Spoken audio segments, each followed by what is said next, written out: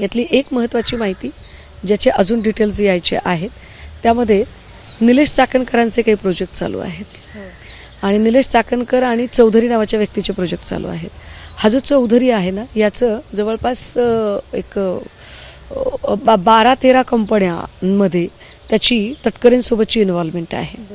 आता तटकरेंच्या सोबत चौधरीची इन्व्हॉल्वमेंट आणि चौधरीची सोबत चाकणकरची इन्व्हॉल्वमेंट, जे मी कालही म्हटलं की if a is equal to b, b is equal to c, it means that a is equal to c. तर हे जे कनेक्शन्स आहेत हे कनेक्शन तपासले पाहिजेत. राजकारण पायथागोरस थेरमवर चालते असं दिसतंय का या सगळ्या याच्यातून? राजकारण पायथागोरसपेक्षा सुद्धा ना ते गॅलिलिओच्या तत्वाने चालत आहे का, की दुनिया गोल आहे सब, असं गोल गोल गोल गोल आहे का, कभी ना कभी मिलेंगेच, कभी ना कभी एक दूसरे के सामने आएंगे.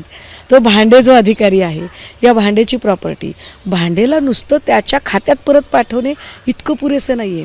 भांडेची प्रॉपर्टी खरातांच्या सोबत कुठे कुठे आहे का ते तपासले गेले पाहिजे.